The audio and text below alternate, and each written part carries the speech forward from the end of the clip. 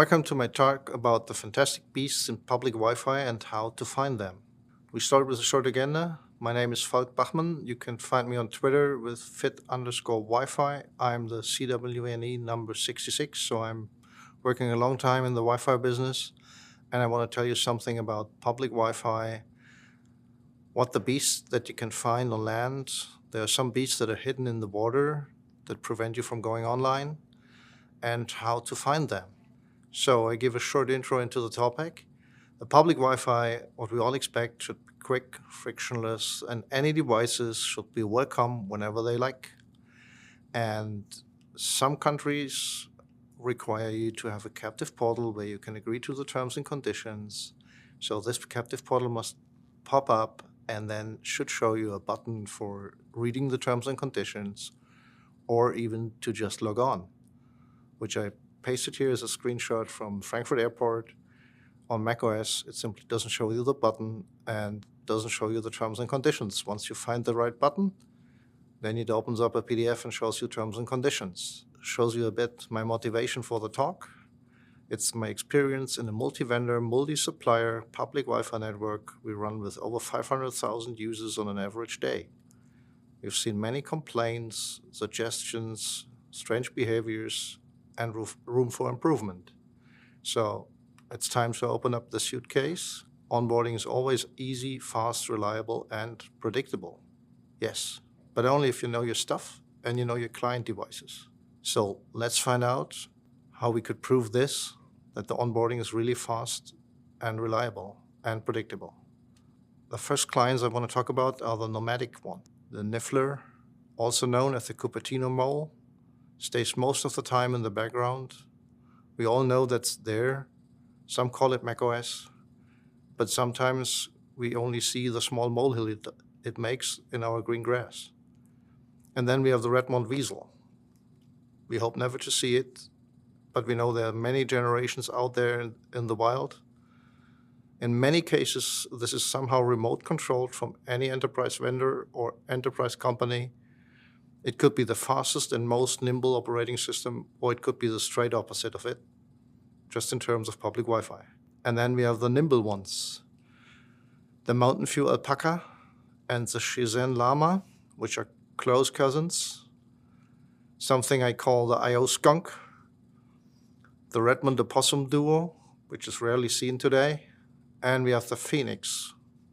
That doesn't appear very often, but when it appears, it's always fun. So who's going to travel with us up the hill to reach new heights of connectivity?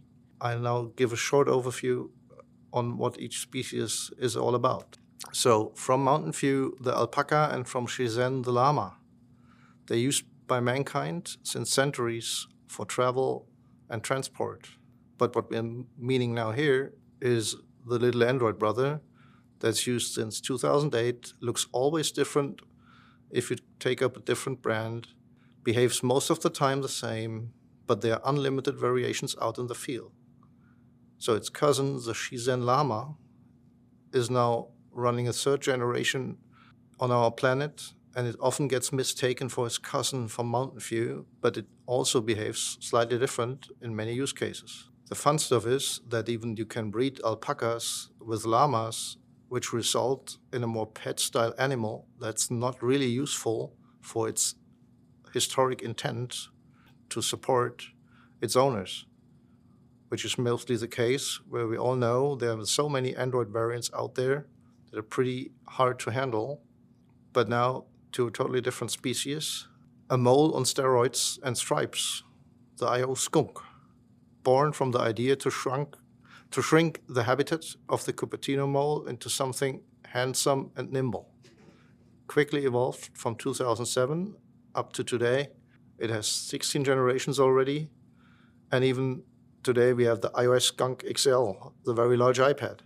The very neat feature is their ability to spray a kind of crazy feature all at once with their very fast update cycles once somebody has decided to hit the button. This is mostly useful and a big benefit of it, but sometimes end in a kind of operational hectic if a new beta breed shows out some strange behavior. I still remind of the betas that rotated the MAC addresses every 2 hours. So the other ones from Redmond, the OPOSSUM duo. This breed was meant to rule the world many, many years ago, has a large heritage, and in our community it was well known as the IPAG, not the iPad, the IPAG. In old times, when the megabits of the Wi-Fi networks were below 100 megabits, even in marketing, and we loved to run a tool named AirMagnet on it to troubleshoot Wi-Fi back then. So today it's seen very rarely, but it's still alive in some habitats that host some magic unicorns, often known as Windows embedded on their forklift terminals or some other devices like that. And then some years later, it came out as a mobile Windows, which started big, but lived a very short amount of time and should be gone today. But we still see it somehow in our public Wi-Fi here and then. And if it appears, it's constantly making trouble. The next one, the Phoenix, also known as FIREOS. Some were born in the library of Jeff B. Dumbledore, known for being somehow related to the ALPACA, but mostly chained down and not able to fly freely. Nowadays, seems to make progress in being nice to the clownfish you will see in the next slides. But there are still some generations out there that are a bit pickier with making friends to animals that live in the water. Often flies very high and burns into flames at random intervals. It got a strange relationship with the alpaca, but many generations don't like the clownfish, I will introduce shortly, and have some problems with seeing the Dr. DFS. So next, the service providers, like we, providing a public Wi-Fi. We have our large friend, the DHC Penguin, the DNS Sepia, and the Clownfish Portal. And we run the BB Ibex and the Demigeis. So the Penguin, it's easy to attract. You just give him a loud shout and it may hand over you an IP address. It's very nimble in the water and could catch the clownfish pretty fast for you and show you a portal. But in some cases, like on land, it's rather slow and vulnerable. With this in mind, you need to start your journey with a penguin and asking him to show you around, and then you enjoy your journey. The second species is the DNS sepia. Can be very elegant, quick, and if not, could leave you in total darkness. So being careful to have this small but important part of your journey always at hand and under control. If it feels in panic, it simply leaves you total darkness where you're losing your direction.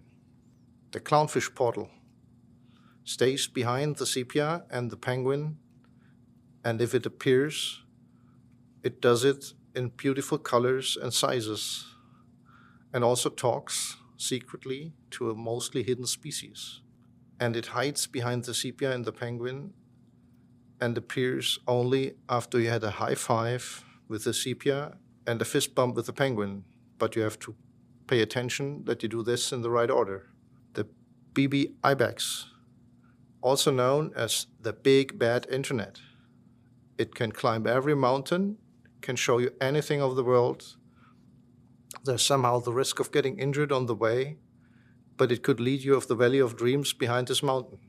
And then the last one on this slide is the furry Demigeis, who can disappear at will, but if you see it, it has long seen you before.